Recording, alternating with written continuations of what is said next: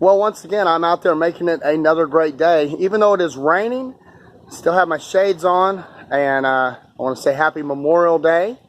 And I am at Veterans Memorial Park. Pretty cool place. It's got a lot of displays of all the different wars and memorials for the veterans. And what a fitting thing to put up today, I thought, to come visit here and show you around.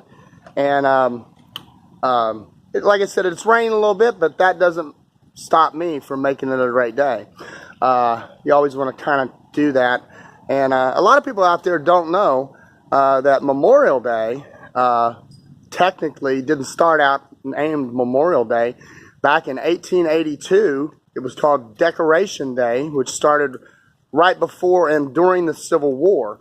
And it was known as Decoration Day all the way up until 1967, when Congress enacted the Holiday Act, and President Lyndon Johnson signed that bill, and to officially name the holiday Memorial Day, and to be observed on the last Monday of May, so everybody would have a 3-day weekend.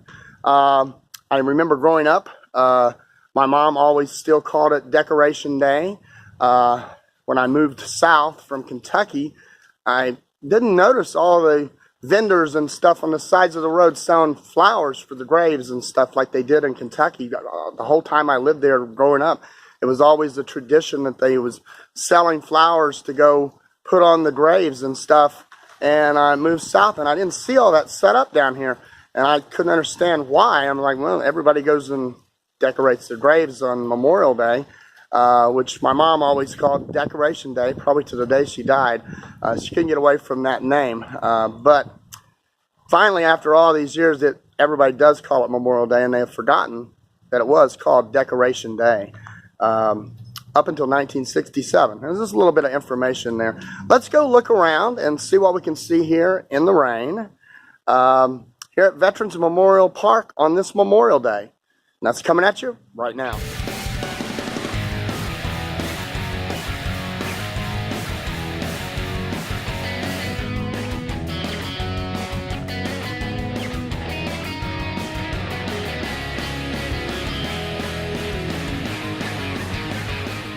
I am here at Veterans Memorial Park in Tampa, and they have a lot of things on display here representing different wars, all the wars. I'm not going to go in chronological order. I'm just sort of walk around. Right now I'm in a section dedicated to the Vietnam War, and this is a pretty cool chopper right here. Here is another very large chopper that was used in Vietnam. Pretty impressive, out here on display in honor of our fallen heroes. They even have a canine cops statue here honoring the canines that have died here in Hillsborough County. That's pretty cool. It says here on this plaque, over 265,000 military and civilian women served their country during the Vietnam era. They even have a placard here dedicated to General Norman Schwarzkopf.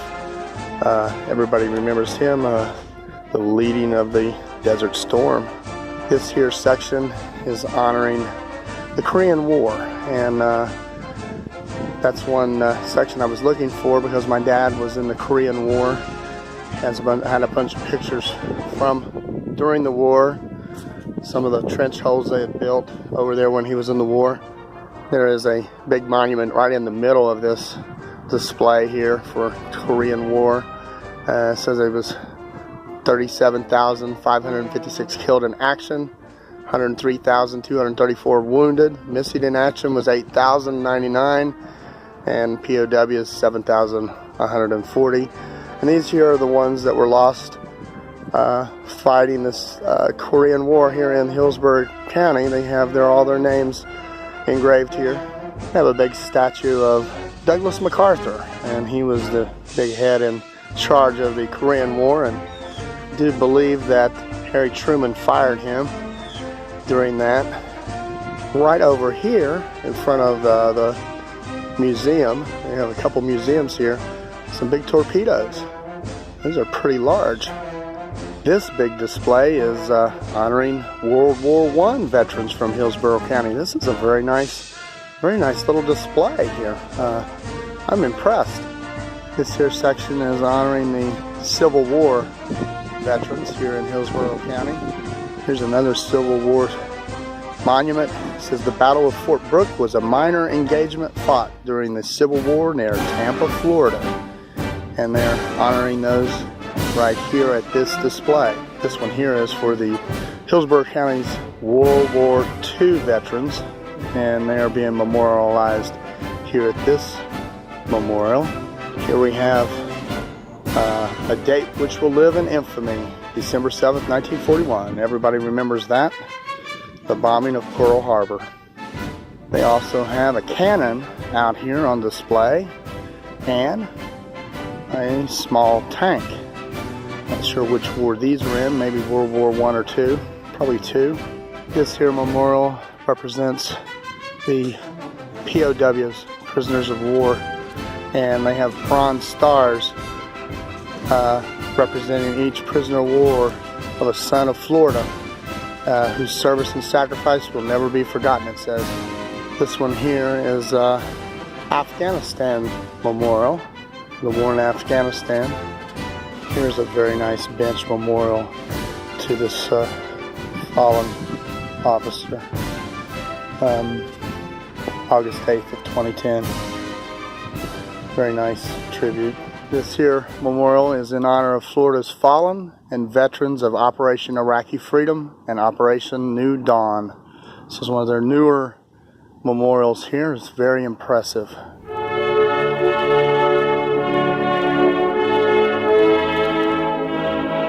We dare not forget today that we are the heirs of that first revolution. Let the word go forth from this time and place to friend and foe alike that the torch has been passed to a new generation of Americans born in this century, tempered by war, disciplined by a hard and bitter peace, proud of our ancient heritage, and unwilling to witness or permit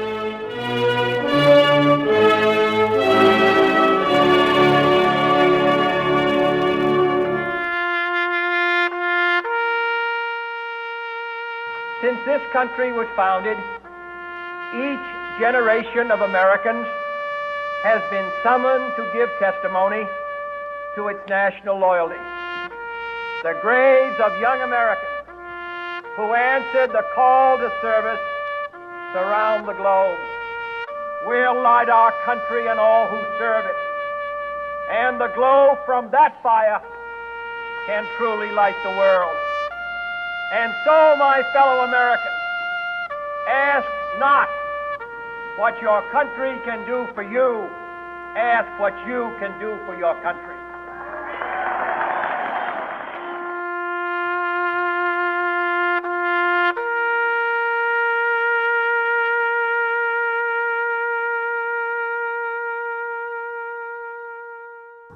Well, this was my little Memorial Day tribute to our fallen heroes on this Memorial Day. Remember, be kind to one another. Remember those who've put their life on the line for your freedom. And not just today, every day. Appreciate you watching. Appreciate all those subscribers out there. Keep hitting that subscribe button. Want to give a shout out to a lady. Her name's Barb. She does a radio talk show. She had me on as a guest this last week called Love Your Life here in the Tampa Bay area, and I really appreciate her. And our chance how I met her was she's the owner of Detroit Coney Island Hot Dogs right in Clearwater, and we just kind of connected. And she, at the end of her show, she said something I really liked. It's like, go out there and love each other. Be kind to everybody that you meet, no matter who they are. So I appreciate that, and I really appreciate her inviting me on, and I had a great time talking to her on that live radio broadcast. We're going to keep going out there, finding new places. This was a little different today, but I felt I needed to come and cover this because my dad was in the Korean War, and one of the things I always remembered he hated the show MASH. And for a long time, I never knew why he hated this TV series MASH, but then I figured it out. MASH was during the Korean War, so he didn't find it funny. It was a okay show. I never got into MASH at all, but he didn't find it funny because he was in the Korean War, and I can see that. But I remember their theme song was "Suicide is Painless," which was an instrumental, but that was the name of it on the show MASH for the Korean War. And there was I think the Red Hot Chili Peppers did a song called "There Ain't No Cure for Suicide," and absolutely there's not. So don't even think that. Seek help if you're thinking that route.